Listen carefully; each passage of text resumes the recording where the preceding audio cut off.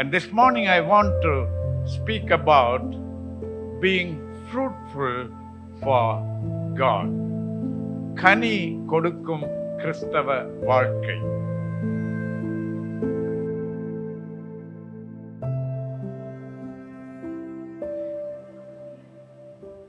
Cambridge பல்கலைக்கழகத்திலே 18வது நூற்றாண்டிலே C.T.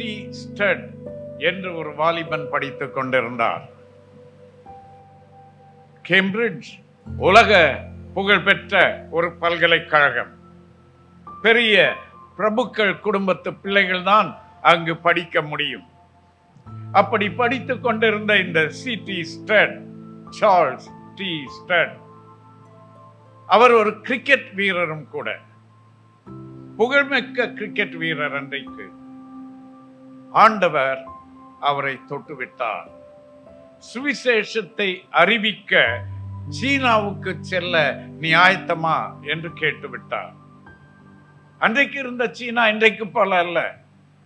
Opium, இன்னும் பலவிதமான தீமைகள் நிறைந்த ஒரு தேசம். மின்சார வசதி கிடையாது, போக்குவரத்து வசதிகள் கிடையாது, கொள்ளையர்களின் தொல்லை அதிகம். இது போன்று இருந்த ஒரு சூழ்நிலையிலே சீனாவுக்கு ஊழியர்களாக செல்ல வேண்டும். வில்லியம் கேரி என்று அதற்கு முன்னர் ஆண்டவர் ஒருவரை தொட்டுவிட்டார். அவர் செருப்பு கடை, பேட்டா செருப்பு கடை வைத்திருந்தவர் அல்ல, செருப்பு பழுது பார்க்கிற செம்மான். ரோட்டில ஓரத்தில் உட்கார்ந்து செருப்பு ரிப்பேர் பண்ணுகிறவர். அந்த செருப்பு ரிப்பேர் பண்ணுகிறவரை ஆண்டவர் அழைத்து ஒரு தரிசனத்தை கொடுத்து, அவர் அந்த தரிசனத்தின் விளைவாக என்ன செய்தார்? ஒரு உலக வரைபடத்தை எடுத்து தனக்கு முன்பாக வைத்துக் கொண்டார். செருப்பு தைக்கும் போது அதில் இருக்கிற ஒவ்வொரு தேசத்தையும் தொட்டு தொட்டு அதற்காக ஜெபிக்க ஆரம்பித்தார்.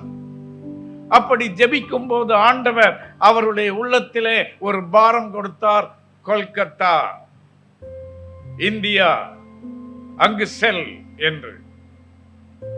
அவர் அவருடைய உடன் ஊழியரான மார்ஷ்மேன், இன்னும் ஒரு உடன் ஊழியர் வார்ட், அவர்கள் குடும்பங்களாக கொல்கத்தாவுக்கு வந்து சேர்ந்தார்கள். ரொம்ப கஷ்டங்களை அனுபவித்தார்கள். பெரிய படிப்பறிவு இல்லாதவர், ஆனால் ஆண்டவர் அவரை பயன்படுத்தினார். வட இந்தியாவின் அநேக மொழிகளிலே, தெலுங்கு உட்பட, இந்த வேதாகமத்தை மொழிபெயர்த்தவர் அந்த வில்லியம் கேரி. ஒரு செருப்பு தைத்துக் கொண்டிருந்த ஒரு மனிதனை ஆண்டவர் எடுத்து அப்படி பயன்படுத்தினார். அவர் மூலமாக அநேகர் தொடப்பட்டார்கள். அதன் விளைவாக வில்லியம் கேரிக்கு கொடுக்கப்பட்ட பெயர் என்ன தெரியுமா? Father of modern missions. தற்கால மிஷனரி ஊழியங்களின் தந்தை என்கிற அளவுக்கு ஒரு சாதாரண செருப்பு தைக்கிற மனிதனை ஆண்டவர் மாற்றிவிட்டார். அவர் மூலமாக தொடப்பட்டவர்கள் அநேகர். அதற்கும் முன்னரே 17ஆம் நூற்றாண்டிலேயே ஜீகன்பால்க் என்பவர் இந்தியாவுக்கு வந்து விட்டார். ஜெர்மனி தேசத்தை சேர்ந்தவர். தமிழ்நாட்டில் உள்ள நாகப்பட்டினம் பக்கத்தில் இருக்கிற தரங்கம்பாடிக்கு வந்து அங்கே தங்கியிருந்து, அது அச்சுக்கூடம் கண்டுபிடிக்கப்பட்ட காலம், ஜெர்மனியிலிருந்து ஒரு அச்சுக்கூடத்தையே கொண்டு வந்து விட்டார். கொண்டு வந்து இங்கு தமிழ் மொழியை படித்து தமிழிலே வேதாகமத்தை மொழிபெயர்த்தார். அதை அச்சில ஏற்றினார். உங்களுக்கு தெரியுமா, இந்தியா தேசத்திலேயே முதல் அச்சு ஏறியது என்ன தெரியுமா? தமிழ் வேதாகமம், நாட் ஹிந்து நியூஸ் பேப்பர்.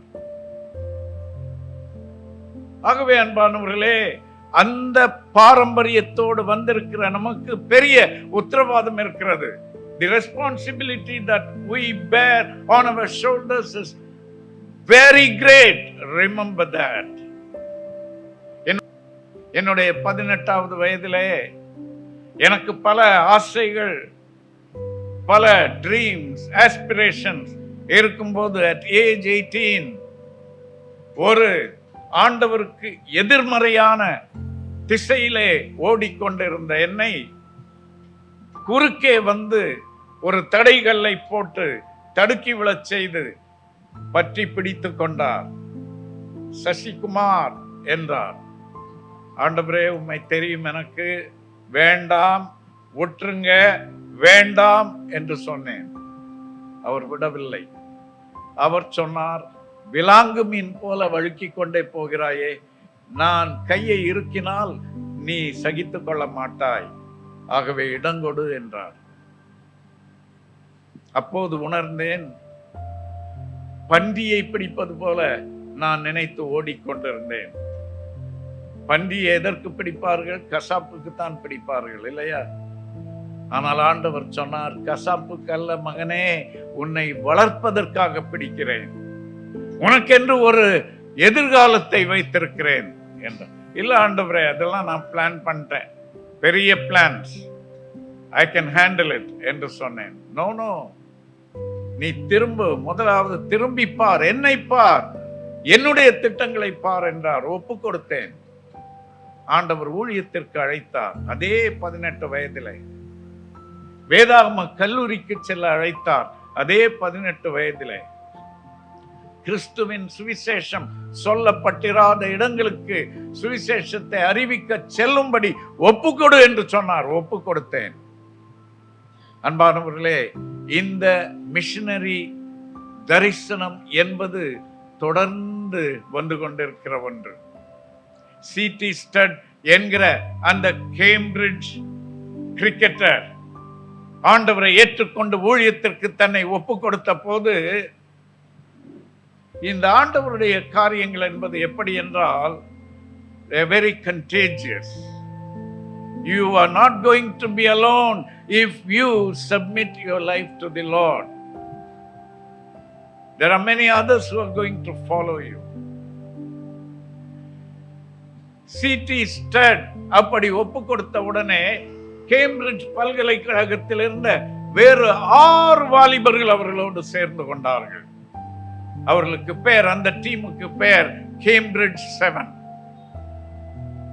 அவர்கள் சீனாவுக்கு மிஷனரிகளாக புறப்பட்டு சென்றார்கள். பிறகு ஆண்டவர் C.T. ஸ்டட்டை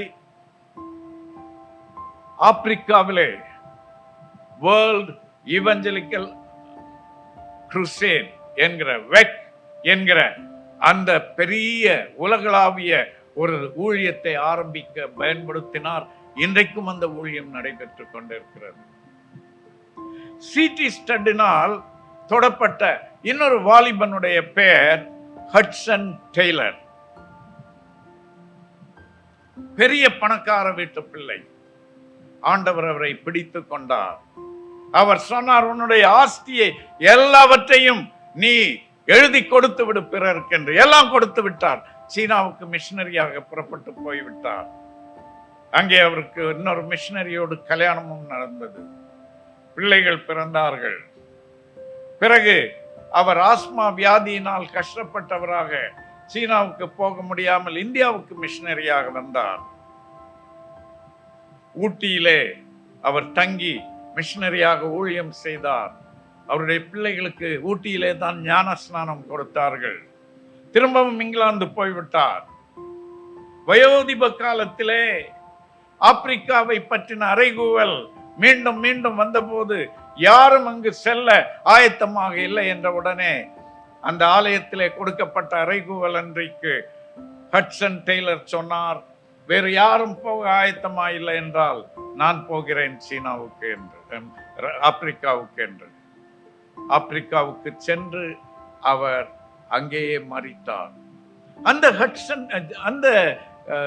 ஹட்சன் டெய்லர் அவர்களை 1865 ஆண்டு சைனா இன்லாண்ட் மிஷன் என்கிற ஒரு மிஷனரி இயக்கத்தை உருவாக்க ஆண்டவர் பயன்படுத்தினார். ஏன் சைனா இன்லாண்ட் மிஷன்? அவர் சீனாவின் வரைபடத்தை வைத்து பார்த்தார். சீனாவுக்கு போகிற மிஷனரிகள் எல்லாம் கடற்கரை ஓர ஊர்களுக்கு சென்று ஊழியம் செய்கிறார்கள். உள்பகுதி சீனா இன்னும் சுவிசேஷத்தால் தொடப்படாமல் இருந்தது. அங்கேயும் சுவிசேஷம் அறிவிக்கப்பட வேண்டும் என்பதற்காக அதற்கு சைனா இன்லேண்ட் மிஷன் என்று பெயர் வைத்தார். இன்றைக்கும் அது ஓவர்சீஸ் மிஷனரி ஃபெலோஷிப் என்கிற பெயரோடு தொடர்ந்து கொண்டிருக்கிறது. என்னுடைய வாழ்க்கையிலே மிஷனரி ஊழியத்தில் சாதித்த பலரை சந்திக்கும் ஸ்லாக்கியம் எனக்கு கிடைத்திருக்கிறது. அதிலே ஒருவர் அந்த ஹட்சன் டெய்லர் அவருடைய பேரன். அவரும் ஒரு டெய்லர், வில்லியம் டெய்லர். அந்த வில்லியம் டெய்லர் 1983 ஆண்டு இந்தியாவுக்கு வந்திருந்தார், சென்னைக்கு வந்திருந்தார். நானும் என் மனைவியும் பிள்ளைகளுமாக அவரை சந்திக்கும் ஸ்லாக்கியம் எங்களுக்கு கிடைத்தது. அந்த ப்ளூ டைமண்ட் ஹோட்டல்ல உட்கார்ந்து அவர்களோடு டின்னர் சாப்பிட்டோம். அங்கேதான் தங்கி இருந்தார். பிறகு ஒரு பார்ச்மெண்ட் ஒன்று கொடுத்தார். இன்றைக்கும் அதை பத்திரமாக வைத்திருக்கிறோம், ஒரு சர்டிபிகேட் மாதிரி ஒன்று. அந்த பார்ச்மெண்ட்டிலே ஹட்சன் டெய்லர் பரம்பரையின் ஆசீர்வாதங்கள் உங்களுக்கு என்று எழுதியிருக்கிறது. அதுல ஹட்சன் டெய்லர் 3, மூன்றாம் ஹட்சன் டெய்லர் என்று அவருடைய பெயர் அச்சிடப்பட்டிருக்கிறது. அதில் கையெழுத்து போட்டு கொடுத்தார். அதை நான் ஒரு ஸ்லாக்கியமாக கருதுகிறேன். ஏனென்றால் எனக்கு அதன் மூலம் ஹட்சன் டெய்லரை தொட்டுவிட்ட மாதிரி ஒரு உணர்வு. ஹட்சன் டெய்லரை தொட்டவர் சிடி ஸ்டட், அவரை தொட்டவர் வில்லியம் கேரி என்று இப்படி இது ஒரு தொடர்கிற பாரம்பரியம். அன்பான வாலிப பிள்ளைகளே, there are many young girls, young ladies sitting here. There are many young men sitting here. I want to focus on you this morning.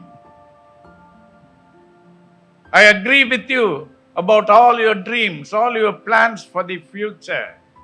But I want you to stop for a moment and reconsider your ways.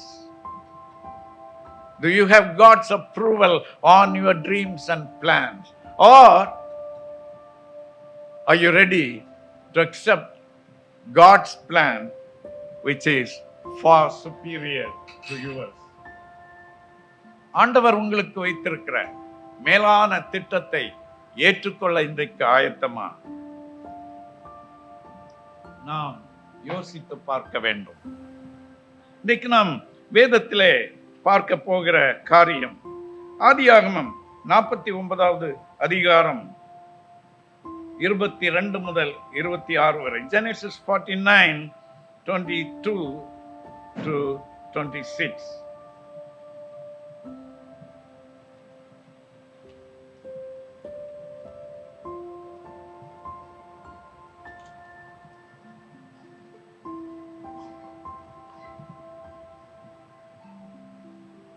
இந்த ஆதியாகமம் 49வது அதிகாரத்திலே யாக்கோபு தன்னுடைய பிள்ளைகளாகிய 12 கோத்திரங்களுடைய எதிர்காலம் எப்படி இருக்க போகிறது என்பதை தீர்க்க தரிசனமாக சொல்லுகிறார்.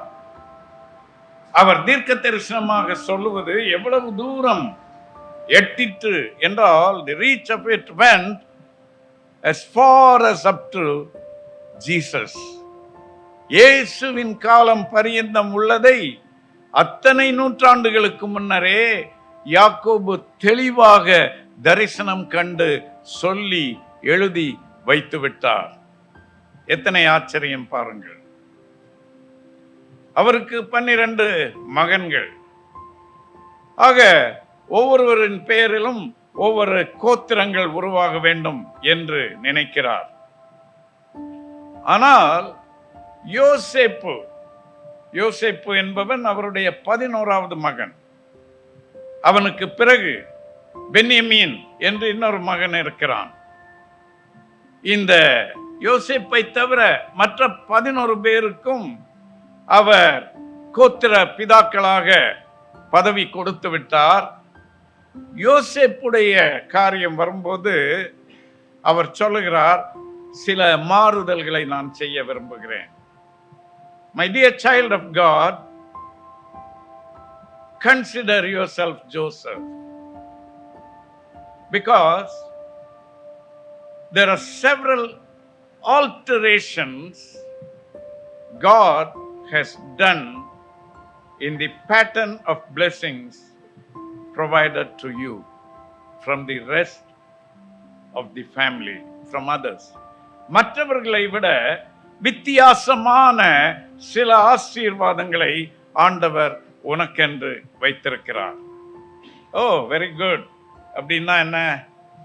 அப்படி என்றால் ஒன்று, step number 1, you have to be willing to forgo your name. முதலாவது என்ன? ஆசீர்வாதம்ன்றீங்க, சொல்லிட்டு அடுத்த வார்த்தையை இழப்பை பத்தி சொல்றீங்களே, என் பேரே வராதா? அப்படி என்னத்துக்கு எனக்கு ஒரு ஆசீர்வாதம்?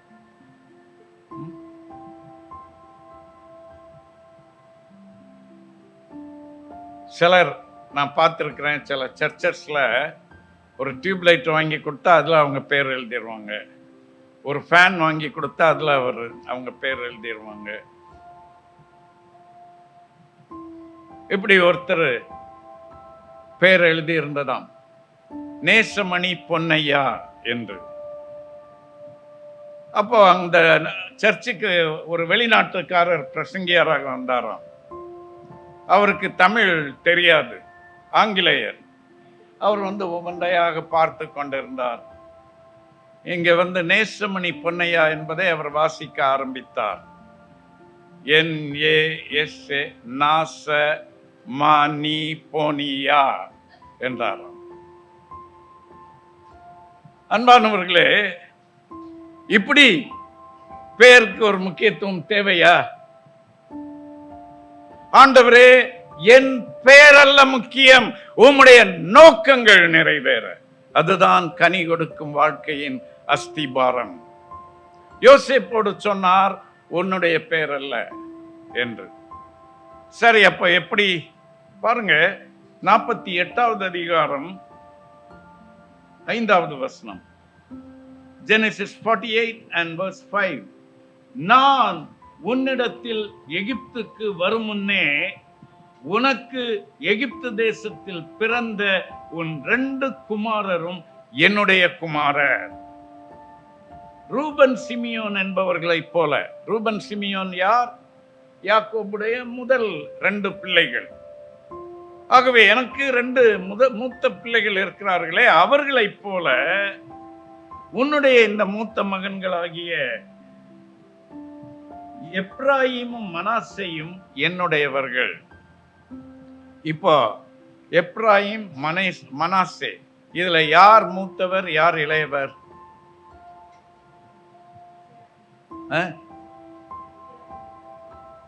மனாசே மூத்தவர், எப்ராயிம் இளையவர். பாருங்க, ஆண்டவருக்காக பயன்பட வேண்டும் என்றால், ஆண்டவருக்காக கனி கொடுக்க வேண்டும் என்றால் அவர்தான் ஆல்டரேஷன்ஸ் பண்ணுவார். அவருடைய ஆல்டரேஷனுக்கு நாம் ஒப்பு கொடுக்க வேண்டும்.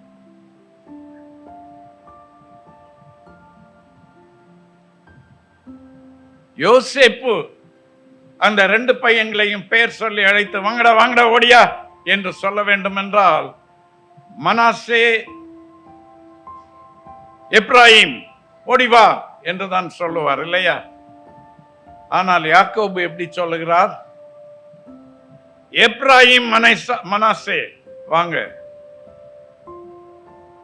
The child of God, it's not about favoritism. It is about the plan of God. தேவனுடைய திட்டம். இந்த தேவனுடைய திட்டத்திலே ஆள் மாற்றம் இருக்கும். அது யாக்கோபுக்கு நல்லா தெரியும், இல்லையா? அவங்க அம்மா உதவியோட அதெல்லாம் அவர் டேஸ்ட் பண்ணியிருக்கிறார், இல்லையா? ஆள் மாற்றம் குறித்து. அதுல கூட many times we think, we blame Rebecca, saying she only spoiled it. She, did a plot and deceived Esau. No. Let us realize that we are dealing with the word of God, not a cock and bull story, not a funny story from any of our Puranas. This is real history and this is God dealing with man. அந்த ஏசாவுக்கு சாப்பாடு தான் முக்கியம். அப்படி வேட்டையாடிட்டு எந்த பொறுப்பும் இல்லாம அம்மாவுக்கு சமையல்ல உதவி பண்ணணுமே, அப்பா எப்படி இருக்கிறார் அந்த கவலையே கிடையாது. சுத்த வேண்டியது, சாப்பிட வேண்டியது. இந்த ரெபெக்காள் தேவ மனுஷி. அவள் உணர்ந்தால் தேவனுடைய அனுகிரகம் இந்த யாக்கோபின் மேல் தான் இருக்கிறது, அவன் மூலமாகத்தான் அது தொடரப் போகிறது என்று அவள் கண்டுகொண்டாள். Oh my dear parent, here it's not about favoritism, but are you able to sense and recognize God's hand on a child of yours? If so, cultivate. Enough of the days when our former generations have lived for money and for wealth and for fame and everything. We have got all that. But அது எல்லாவற்றையும் தூக்கி போட்டு விட்டு வர அற்பமும் தூசியும் என்று எண்ணுகிறேன் என்று சொன்ன பவுலை போல, அந்த ரீகன் பால்கை போல, வில்லியம் கேரியை போல, சிடி ஸ்டட்டை போல, ஹட்சன் டெய்லரை போல எல்லாவற்றையும் தூக்கி எறிந்து விட்டு வர ஆயத்தமாயிருக்கிறாயா? அப்படி என்றால் கர்த்தர் உனக்கென்று பெரும் திட்டங்களை வைத்திருக்கிறார். அவர் சொன்னார், இது மனாசே எப்ராயிம் அல்ல, எப்ராயிம் மனாசே என்று. சோ யாக்கோபு சொல்லிவிட்டார், உனக்கு பதில் இவங்க 2 பேரும் தான் என்று.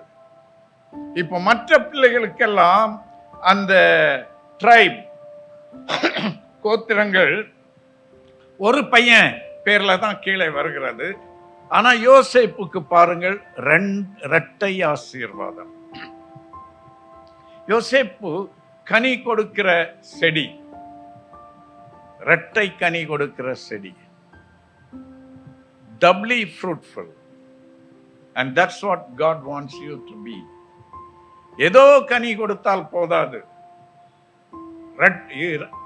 2 மடங்கு கனி கொடுக்கிறவர்கள், twofold. ஆண்டவர் ஒருவர் மீது கண் பதித்து விட்டார் என்றால் அவர்களை பல மடங்கு ஆசீர்வதிக்க போகிறார். ஆண்டவர் உங்களை அழைக்கிறார் என்றால், நான் சொன்னேனே, கசாப்புக்கல்ல வளர்ப்பதற்கென்றாகவே பயப்பட வேண்டாம். Do not fear. I am testimony to that. ஆண்டவர் எங்களை எவ்வளவோ உயர்த்தி இருக்கிறார், மேலான இடங்களிலே வைத்திருக்கிறார், பெரிய தேவ மனிதர்களோடு பழகும் சாக்கியத்தை கொடுத்திருக்கிறார். ஹட்சன் டெய்லரோட பேரன் சொன்னேனே, எலிசபெத் எலியட், எத்தனை பேர் கேள்விப்பட்டிருக்கிறீர்கள்?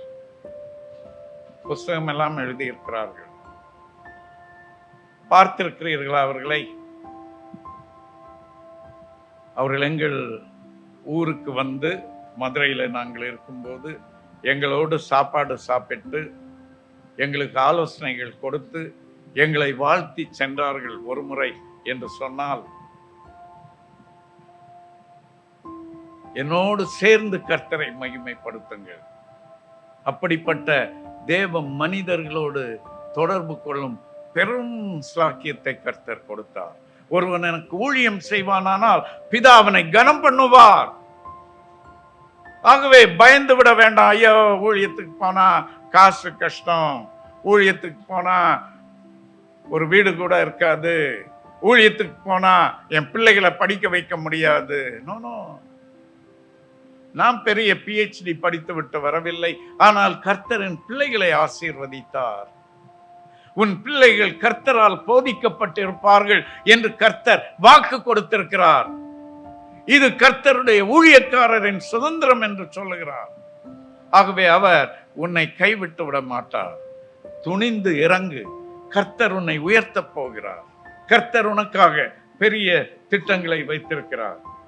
சரி, இந்த எப்ராயிம் மனாசே என்று 2 பேர்.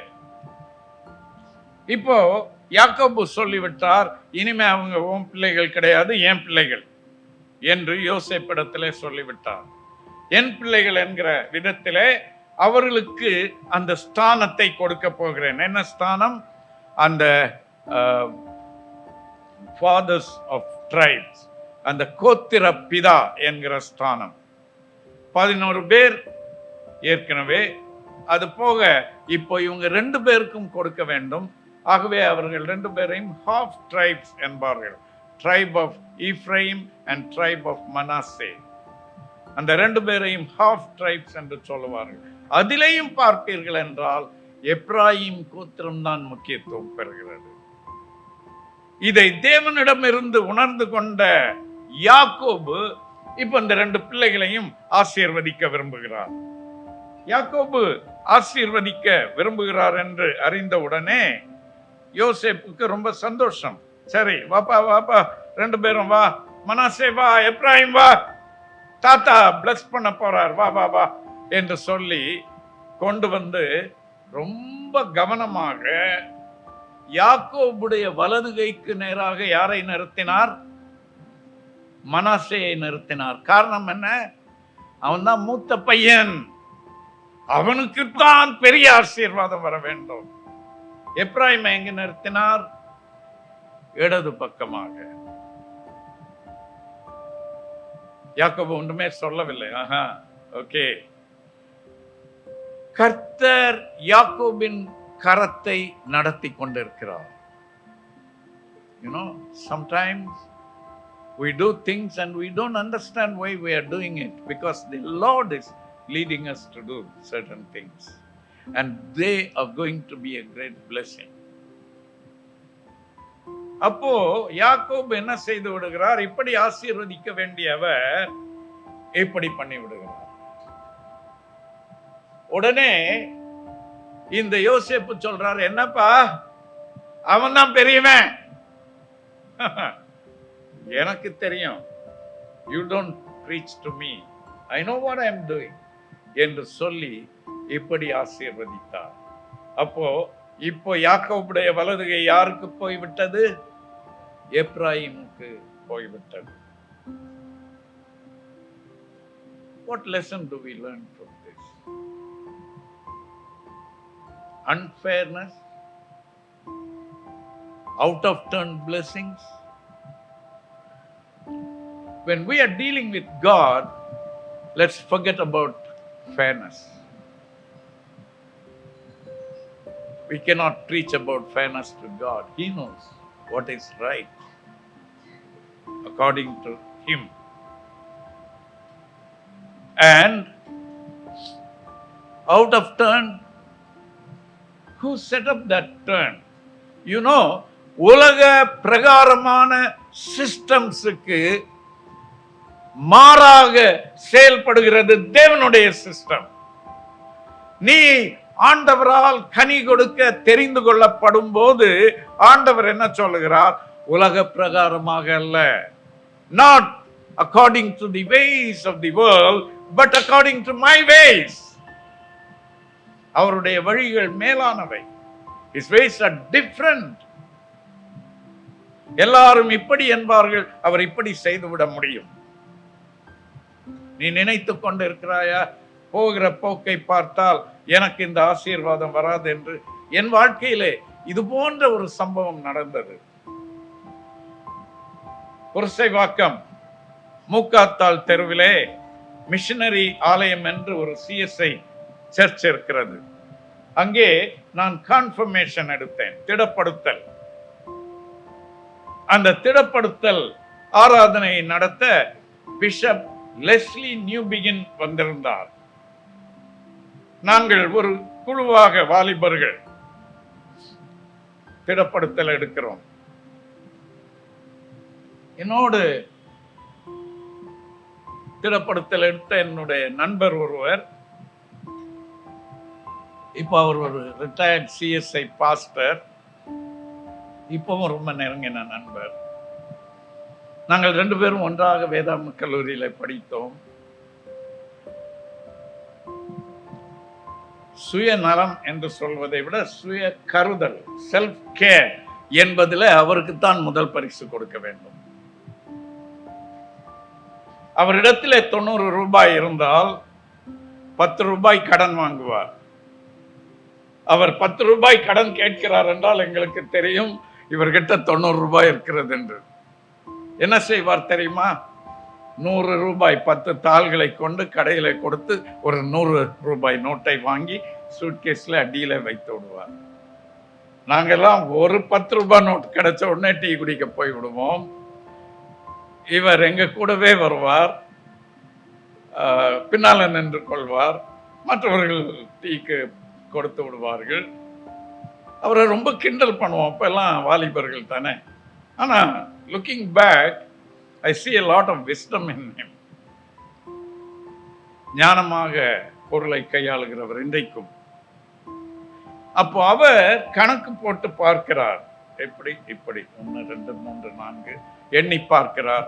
எண்ணி பார்த்து விட்டு நாங்கள் வரிசையாக வந்து கொண்டே இருக்கிறோம். தம்பி நீங்க முன்னால் நில்லுங்க என்றார். சரி என்று நான் முன்னால் நின்று வரிசையாக போய்கொண்டே இருக்கிறோம். திடீரென்று திருப்பியும் கணக்கு போட்டு பார்த்தார். இப்படி என்றால் அவருடைய இடது கைதான் எனக்கு வரும், ஆகவே மாற்றி விடுவோம் என்று. தம்பி நான் முன்னால நிற்கிறேன். All right. திருப்பியும் மாற்றினார். என்னென்னமோ செய்தார். எனக்கு அது ஒரு பெரிய பொருட்டாகவே இல்லை. I didn't care where I was in the queue. கடைசியாக போய் அந்த ஆல்டர்ல முழங்கால் போட்டு விட்டோம்.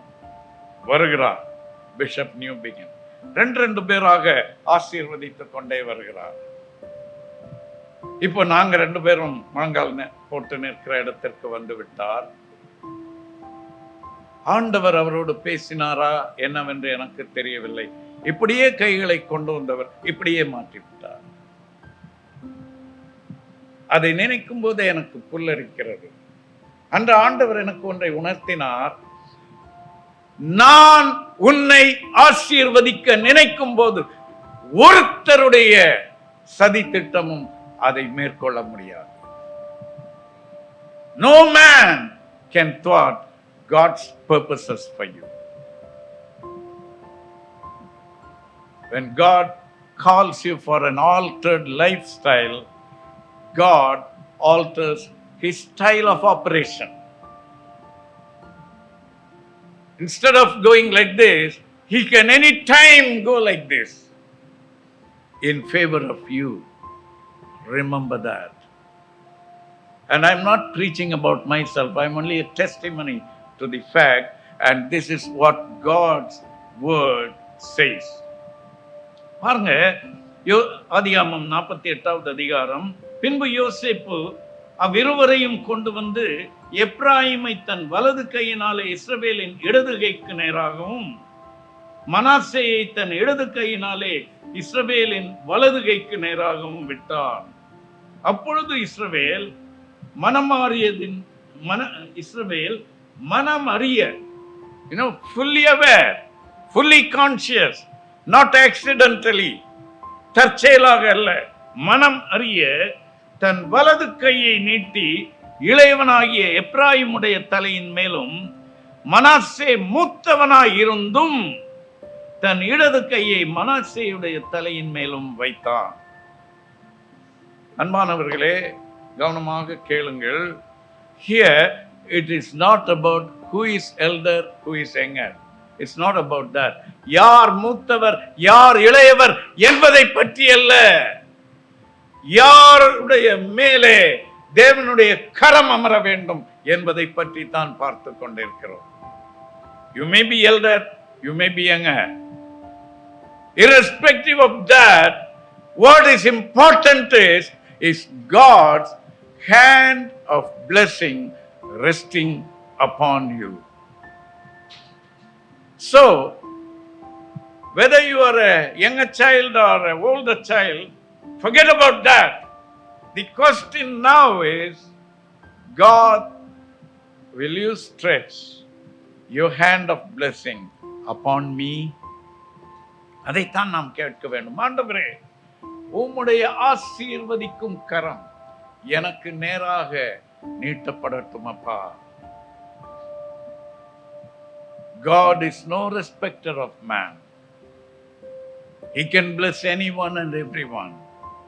The focus here is who God is going to bless. யாரை கர்த்தர் ஆசீர்வதிக்க போகிறார்? வாலிப பிள்ளைகளே, இதை யோசித்த வண்ணம் இருங்கள். ஒரு கணம் உங்களுடைய எதிர்கால திட்டங்கள் எல்லாவற்றையும் மூட்டை கட்டி வைத்து விடுங்கள். 2 நாட்களுக்கு முன்பு ஒரு வாலிப தம்பதி எங்கள் வீட்டிற்கு வந்திருந்தார்கள். கணவன் இலங்கை தமிழர், மனைவி அமெரிக்க வெள்ளைக்கார பெண்.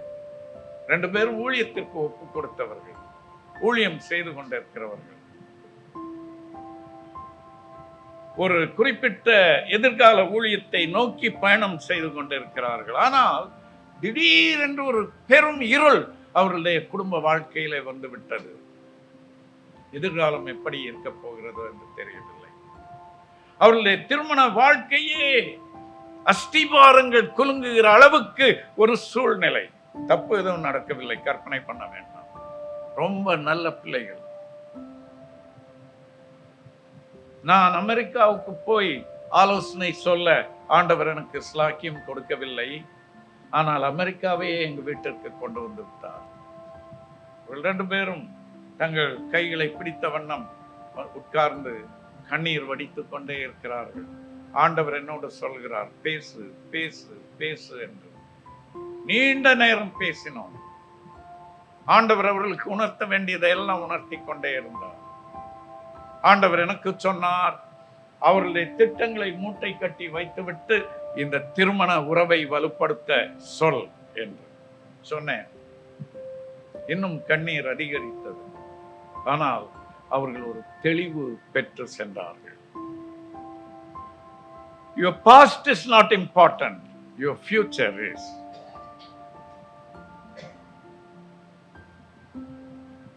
And only at your present you can do something about your future.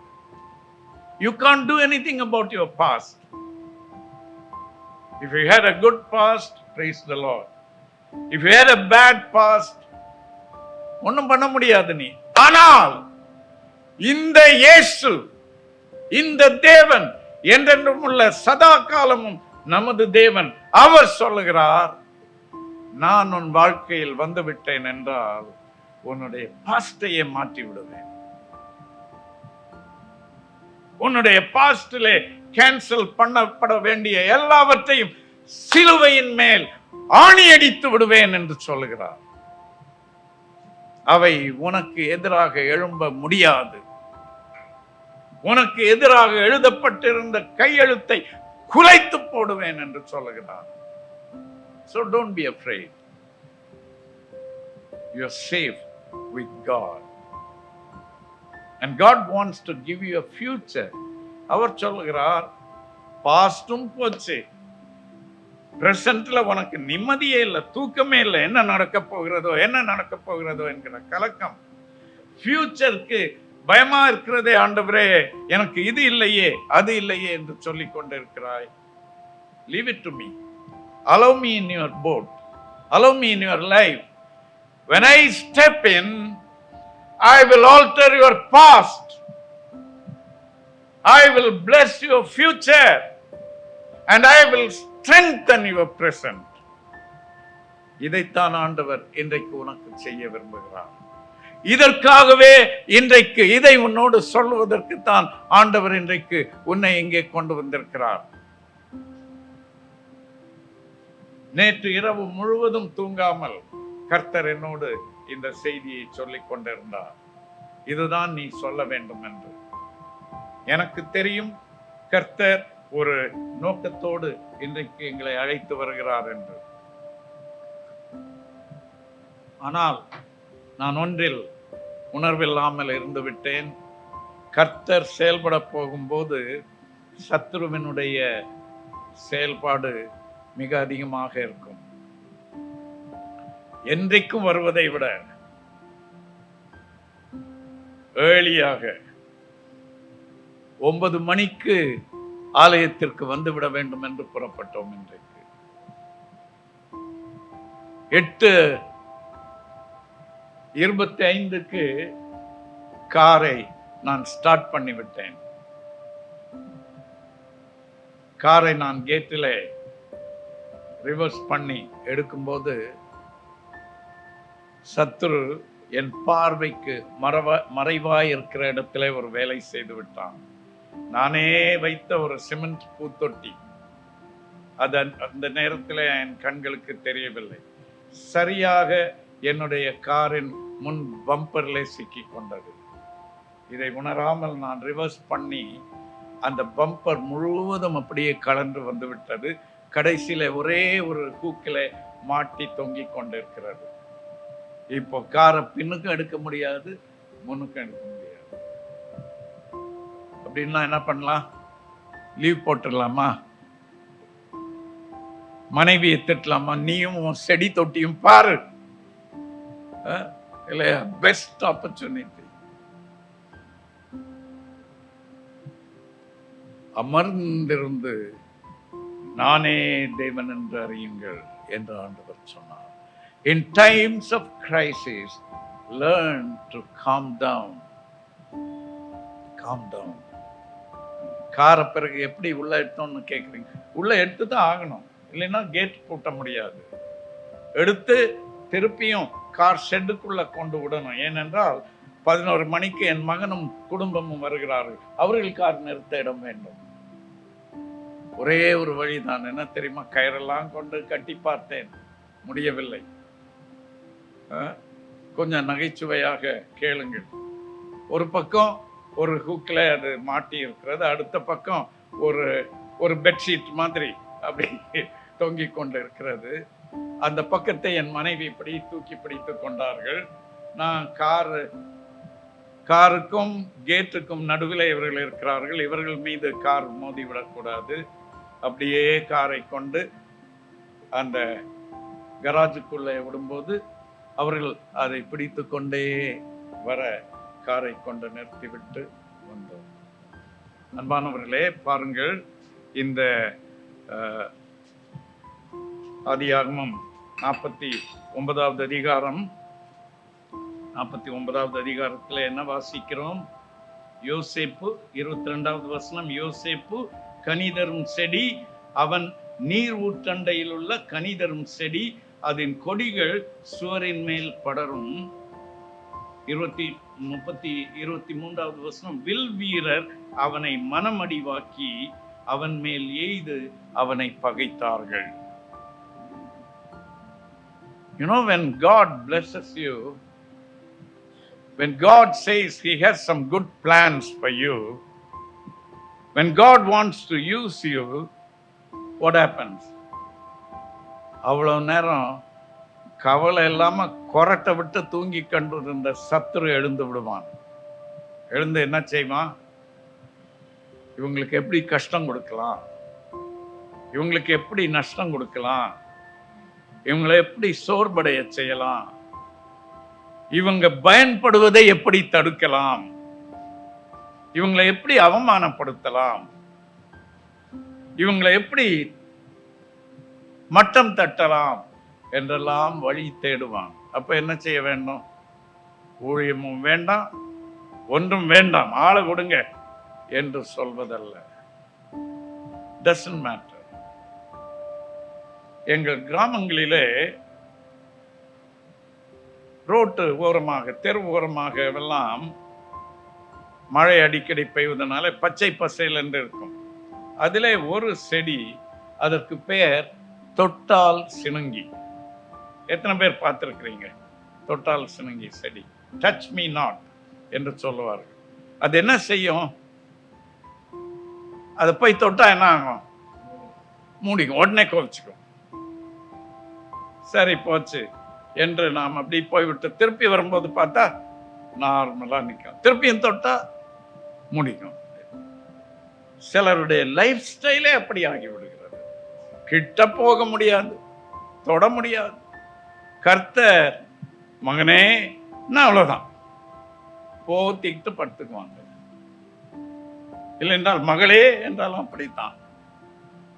உடனே ஹஸ்பண்ட பார்க்கிறார். எல்லாருமே நமக்கு அந்த ப்ராப்ளம் இருக்கிறது. தொட்டால் சினுங்கிகள். பிரான்சிஸ் சேவியர் ரோமன் கேத்தலிக் மிஷனரியாக இந்தியாவுக்கு வந்தார். தூத்துக்குடி முதல் குளச்சல் வரை உள்ள கடற்கரை ஓரங்களிலே அவர் ஊழியம் செய்து அநேகரை கிறிஸ்துவுக்குள் நடத்தினார். ஆகவேதான் இன்றைக்கு அந்த பகுதிகளில் எல்லாம் ரோமன் கேத்தலிக் சர்ச்சஸ், கிறிஸ்டியன்ஸ் ஏராளம் இருக்கிறார்கள். பிறகு கோவாவுக்கு ஊழியம் செய்ய சென்றார், அங்கே மரித்து போனார். அந்த பிரான்சிஸ் சேவியர் வாலிபர்களை மிஷனரிகளாக வர ஊக்குவிக்கும்படி ஒரு சின்ன ட்ராக்ட் ஒன்று எழுதினார். அதில் என்ன சொல்லுகிறார்? Today many young Christians are like soldiers made of chocolate. சாக்லேட்ல பொம்மை சாக்லேட் பார்த்திருக்கிறோம் இல்லையா? நமக்கு என்ன கிறிஸ்மஸ் தாத்தா பொம்மை அதெல்லாம் ரொம்ப பிடிக்கும். இவர் சொல்றாரு, இந்த சாக்லேட் பொம்மை என்னவா? ராணுவ வீரர் பொம்மை. பார்த்தா தான் ராணுவ வீரர், ஆனா பாக்கெட்ல போட்டா அப்படியே மெல்ட் ஆகி போயிடும் இல்லையா? ஆக இன்றைக்கு நிறைய வாலிபர்களுடைய நிலை இதுதான். பார்த்தா ராணுவ வீரர் மாதிரி, ஆனா கொஞ்சம் சூடுபட்டு விட்டதென்றால் அப்படியே உருகி போய் விடுகிறார்கள். அப்படிப்பட்டவர்களை தேவன் பயன்படுத்த முடியாது என்று பிரான்சிஸ் சேவியர் சொன்னார். இன்றைக்கு திருச்சபையிலே வாலிபர்களுடைய ஒரு பெரிய பிரச்சனை என்னவென்றால், today's young people in the church are the most under challenged for God. வாழ்க்கை அவர்களுக்கு மிகவும் லகுவாக மாற்றி கொடுக்கப்பட்டிருக்கிறது. பிரேக்ஃபாஸ்ட் இன் பெட், வீக்கெண்ட் பல் தேய்க்க வேண்டாம் இல்லையா, எந்திரிக்க வேண்டாம், டோரே திறக்க வேண்டாம். முந்தியெல்லாம் ஒரு அறை கொடுத்தாலும் அந்த அறையின் கதவு அடைக்கப்பட்டால் வேறு அறை கிடைக்கும் இல்லையா? ஏன் கதவு அடைச்சா என்று கேட்பார்கள். இன்றைக்கு கேட்க முடியுமா? My room, don't come in. யாரும் வரக்கூடாது. ஏனென்றால் அங்க வந்த கன்றாவியை பார்த்தா வீட்டில் கலவரம் நடக்கும். அப்படி செல்லம் கொடுத்து செல்லம் சொகுசாக மாறி சொகுசு திமிராக மாறிக்கொண்டிருக்கிறது இன்றைக்கு. We are treading on a dangerous path right now. Get back to safety zone. ஆண்டவருக்காக எதையும் சகிக்க ஆயத்தமாகுங்கள். ஆண்டவர் என்னை ஊழியத்திற்கு அழைத்த போது ஆண்டவர் சொன்னார், நான் உன்னை காட்டுக்கு அனுப்ப போகிறேன், மலைக்கு அனுப்ப போகிறேன், ஆகவே நீ அதற்கு ஆயத்தமாகி கொள்ள என்று. ஹாஸ்டல்ல எல்லாருக்கும் பெட்ல ஒரு சின்ன குவில்ட் கொடுக்கப்படும். நான் அந்த குவில்ட்டை சுருட்டி அப்படியே ஒரு ஓரமாக வைத்து விட்டு ஒரு ஜமுக்காலம் வாங்கி அந்த ஜமுக்காலத்தை அந்த மரக்கட்டிலின் மேல் விரித்து அதிலேயே படுத்து கொண்டேன் 5 ஆண்டுகள். ஏனென்றால் எந்த கற்பாறை மேலே படுக்க வேண்டியது வந்தாலும் அதற்கு பழக்கப்படுத்தி கொள்ள வேண்டும் என்பதற்காக. ஆண்டவருக்காக பயன்பட வேண்டும் என்றால், ஆண்டவருக்காக கனி கொடுக்க வேண்டும் என்றால், you have to get ready for that. 49வது அதிகாரத்தின் 22வது வசனத்தை மீண்டும் பார்ப்போம். Let's go back to verse 22 of chapter 49. யோசேப்பு கனி தரும் செடி, அவன் நீர் ஊற்றண்டையில் உள்ள கனி தரும் செடி.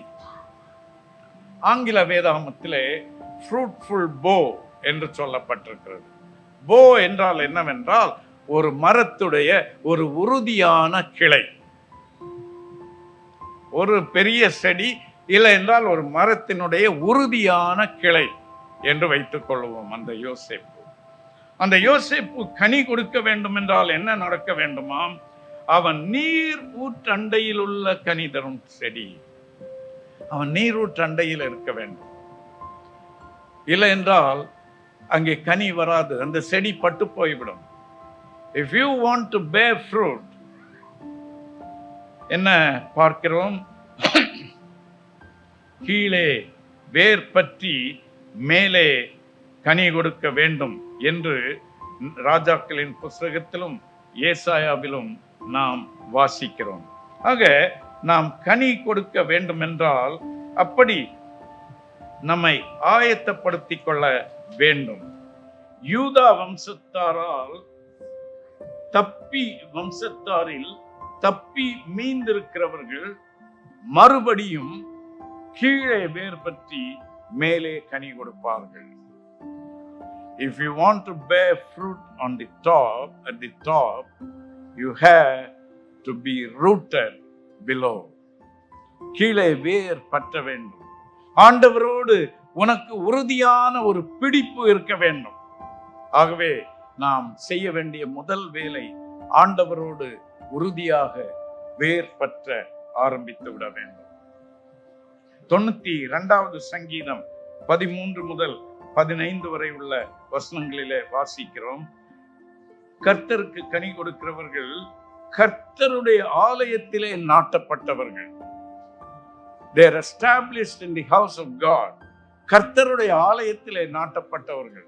எனக்கு அன்பானவர்களே, இங்கே நீங்கள் வந்திருப்பதன் நோக்கம் என்ன? நாட்டப்படுவதற்காக. You have to be established. You have to be strengthened in the Lord.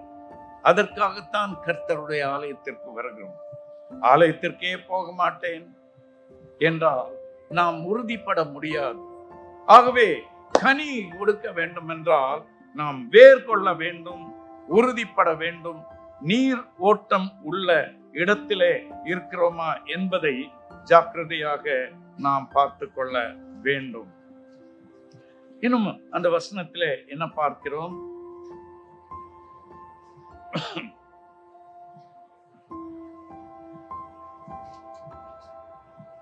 49:22 அதன் கொடிகள் சுவரின் மேல் படரும். யோசேப்பு என்பவன் ஒரு பெரிய கிளை, இல்லை என்றால் செடி. அவனுக்கு 2 கொடிகளை கர்த்தர் கொடுத்தார். யாரெல்லாம்? எப்ராயிமும் மனாசே. அவர்களையும் ஆண்டவர் படரச் செய்வார்.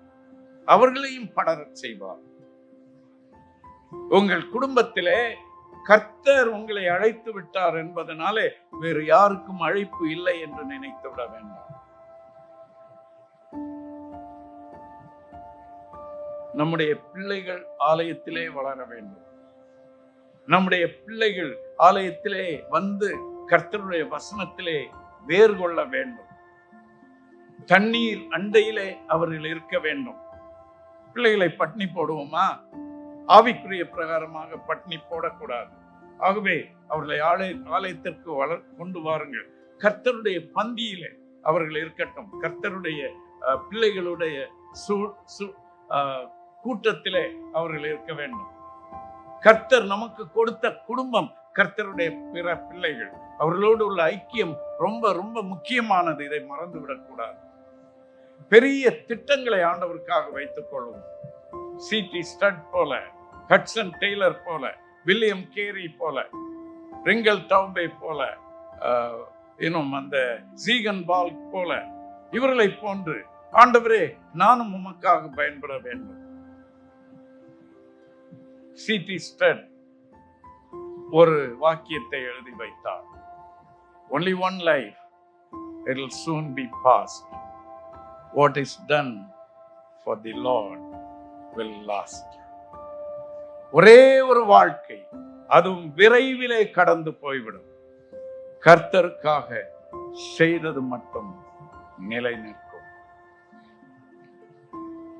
ஆண்டவரே, உமக்காக செயல்பட என்னை ஏற்றுக்கொள்ளும். நீர் என்னை தெரிந்து கொண்டது மட்டுமல்ல, நீ விசேஷித்தவன் என்று சொல்லி உம்முடைய ஆசீர்வாதத்தின் கரமாகிய வலது கரத்தை என் மீது வைத்திருக்கிறீர். உலகம் இவன் அல்ல, ஆசீர்வாதத்திற்கு பாத்திரன் இவன் அல்ல என்று சொல்லும் போது அதையும் நீர் ஓவர்லுக் பண்ணி, நீர் ஓவர்ரூல் பண்ணி என் மீது கரம் வைத்தீர். உமக்கு நன்றி. இன்றைக்கு நீ இங்கு இருக்கிறாய் என்றால் what does it mean? It simply means that God has stretched his hand of blessing towards you. நன்றி ஆண்டவரே என்று சொல். ஆண்டவரே, இந்த நீரூற்று அண்டையிலே நான் ஒட்டிக்கொள்வேன். I will not take myself far away from you. I'll stay closer to you, Lord. I'll stay closer to your people. And I'll stay focused on what you want me to do. எப்படி உமக்கென்று கனி கொடுப்பது என்னுடைய வாழ்க்கையும் பயன்படுத்தும் என்று கேட்போம். பில்லி gram தேவனால் பயன்படுத்தப்பட்ட ஒரு மனுஷன் என்பதை அறிவோம் இல்லையா? அவர் வாலிபனாக இருக்கும்போது ஒரு யூத் ஃபார் கிரைஸ்ட் கூட்டத்திற்கு சென்றிருந்தாராம்.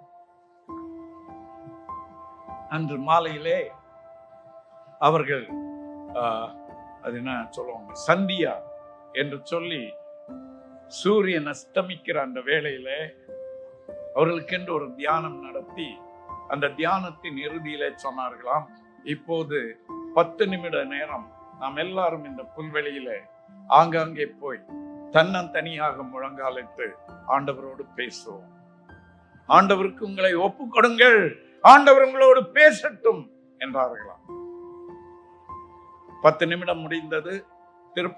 திருப்பி ஒரு மணி அடித்தார்கள். எல்லாரும் கூடிவிட்டார்கள். அடுத்த செஷன் ஆரம்பிக்க போகிறது. ஆனால் ஒரே ஒரு வாலிபன் இன்னும் அங்கே முழங்காலில் நின்று கொண்டிருந்தானாம். ஒரு வாலண்டியர் வந்து அவரை தட்டி, தம்பி, செஷன் ஆரம்பித்து விட்டது என்று சொல்ல வந்தார். அப்படி அவர் வந்த போது இந்த வாலிபன் பில்லி கிராம் ஜெபித்துக் கொண்டிருந்தாராம். ஓ God, please God, please use me a little. God, use me a little. ஆண்டவரே, என்னை கொஞ்சம் பயன்படுத்தும். ஆனா இன்றைக்கு நமக்கு ஜெபிக்க தெரியும், ஆனால் நம்முடைய ஜெபம் எல்லாம் என்ன? எங்கள் பேரன் இருக்கிறானே அபிஷேக், சமீபத்தில் அவனுக்கு கம்ப்யூட்டர்ல செய்ய வேண்டிய ஹோம்ஒர்க் கொடுத்து அனுப்பிவிட்டார்களாம். காலையிலே அம்மா அலுவலுக்கு போகும்போது சொல்லிவிட்டார்கள், இன்றைக்கு நீ வீட்டிலே தான் இருக்கிறாய், அந்த வேலையை முடித்து விடு என்று. மாலையிலே வந்து கேட்டால் சொன்னான், நான் கம்ப்யூட்டரை ஆன் பண்ணி பார்த்தேன், கம்ப்யூட்டர் ஆன் ஆகவில்லை, நான் என்ன செய்வது என்று. சரி, இப்போ நான் ஆன் பண்ணி தருகிறேன் என்று அதை ஆன் பண்ணலாம். அது அப்படியே சுற்றி கொண்டே இருந்ததாம். சுற்றி கொண்டே இருக்கும்போது அம்மா பார்க்கும்போது இவன் ஜெபித்துக் கொண்டிருக்கிறானாம். God, God, God, please, please, please, no, no, no, no, no, no, God. இப்படித்தான் நம்முடைய ஜெபம் இருக்கிறது இல்லையா? ஆனால் பில்லி கிராம் சொன்னார், God, use me a little. Will you be that person today so that you will be a Billy Graham of the 21st century?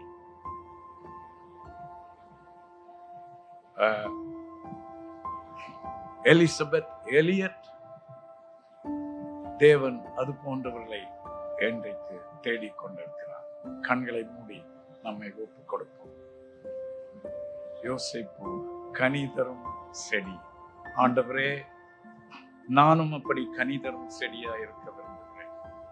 ஆண்டவரே, நான் அந்த பெரிய செடி அல்ல, ஆனாலும் நான் ஒரு கொடி, என்னிலும் கனி வரட்டும் ஆண்டவரே. பல கொடிகளை ஆண்டவர் எழுப்ப விரும்புகிறார். ஒவ்வொரு கொடியிலும் கனி இருக்க வேண்டும் என்று விரும்புகிறார். ஆண்டவரே, என் வாழ்க்கையில் உமக்கென்று கனி கொடுக்க எனக்கு உதவி செய்யும் என்று ஒப்புக் கொடுப்போம். ஒரு கணம் அமைதியாக எல்லாரும் எழுந்து நிற்போமா? பயபக்தியோடு. இது ஒரு முக்கியமான வேலை. இந்த வேலை திரும்ப வரப்போவதில்லை.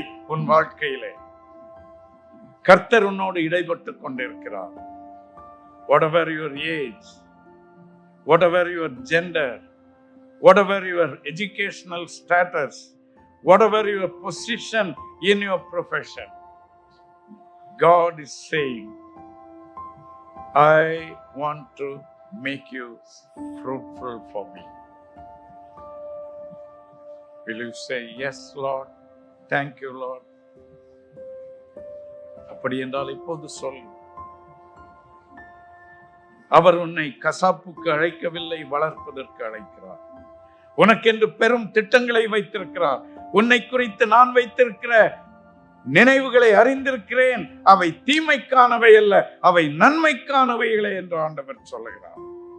ஆண்டவருடைய ராஜ்யம் கட்டப்பட, ஆண்டவருடைய சித்தம் நிறைவேற, நமக்கு முன்னாக பல நூற்றாண்டுகளாக சென்று நிறைவேற்றின ஓட்டத்தை முடித்தேன், விசுவாசத்தை காத்துக்கொண்டேன், நீதியின் கிரீடம் எனக்காக காத்து கொண்டிருக்கிறது என்று சொன்ன பவுலை போல சொல்லத்தக்கதாக, ஆண்டவரே என்னை ஒப்பு கொடுக்கிறேன், அடுத்தது என்ன என்பதை நீர் எனக்கு காண்பியும். Whatever you want, I am willing to do, Lord. I just want to be useful for you என்று சொல்லுங்கள். உங்கள் மூலம் உங்கள் குடும்பம் ஆசீர்வதிக்கப்படும், உங்கள் தெரு ஆசீர்வதிக்கப்படும், உங்களுடைய நகரம் ஆசீர்வதிக்கப்படும், உங்களுடைய சபை ஆசீர்வதிக்கப்படும், உங்கள் பொருளாதாரம் ஆசீர்வதிக்கப்படுவதனாலே இந்த சபை ஆசீர்வதிக்கப்படும், உங்கள் குடும்பம் ஆசீர்வதிக்கப்படும், பெரிய காரியங்கள் நடக்கும். ஒரு ஹட்சன் டெய்லரை போல, ஒரு சிடி ஸ்டட்டை போல, ஒரு வில்லியம் கேரியை போல, ஒரு ஸ்டீகன் பால்கை போல, ஒரு ஜிம் எலியட்டை போல நீங்கள் ஒப்பு கொடுப்பீர்கள் என்றால் தேசமே மாறிவிடும். வில்லியம் கேரியினால் அநேக மொழிகளிலே வேதம் கொடுக்கப்பட்டது. ஸ்டீகன் பால்கினால் இந்தியாவிலே முதல் மொழியாக தமிழிலே வேதாகமம் கொடுக்கப்பட்டது. உன்னால் என்ன நடக்க போகிறது? ஆண்டவரே, பில்லி கிராமை போல நான் கேட்கிறேன், என்னையும் கொஞ்சம் பயன்படுத்தும் என்று சொல். Use me just a little. I'm only a housewife, Lord. Use me a little. I'm very young, Lord. Use me a little. சொல்லுங்க. நல்ல ஆண்டவரே, நன்றி அப்பா. உம்முடைய வார்த்தைக்காக நன்றி, உம்முடைய கிருபைக்காக நன்றி. எங்கள் மீது உம் கண்களை பதித்திருப்பதால் நன்றி அப்பா. உலக நீதியின்படி நாங்கள் தவறான இடத்திலே இருந்தாலும் உம்முடைய ஆசீர்வதிக்கும் கரம் எல்லா சூழ்நிலைகளையும் மாற்றி எங்களுக்கு நேராக தேடி வருவதற்காக நன்றி. ஆண்டவரே, ஏற்றுக்கொள்கிறோம், அங்கீகரியும், ஆசீர்வதியும். அடுத்தது எப்படி வாழ வேண்டும் என்பதை கற்றுத்தார். நீர் எங்களோடு இருக்கிற தைரியத்தோடு எங்களை அனுப்பும். எங்கள் இரட்சகராகிய இயேசு கிறிஸ்துவின் நாமத்தில் ஜெபிக்கிறோம் நல்ல பிதாவே. ஆமென்.